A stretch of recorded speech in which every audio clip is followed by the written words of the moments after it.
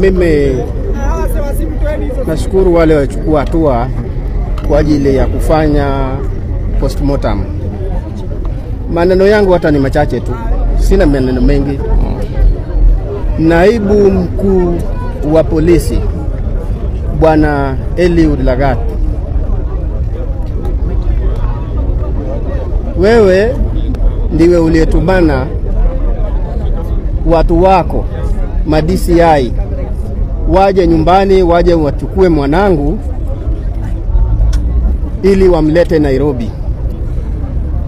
Kama mkuu wa polisi naibu, kwa heshima ambayo ninaheshimu nayo katiba ya nchi hii yetu ya Kenya, pamoja na heshima ninayopatia watumishi wa serikali ambao wanatumikia nchi hii yetu, nilipeana kijana wangu kwa heshima hiyo mkononi mwako, maana nilipata habari kupitia kwa watu uliowatuma waje wamchukue yeye. Baada ya kukabidhi huyu mtoto kwako, maana hawa ni watu uliowatuma tu,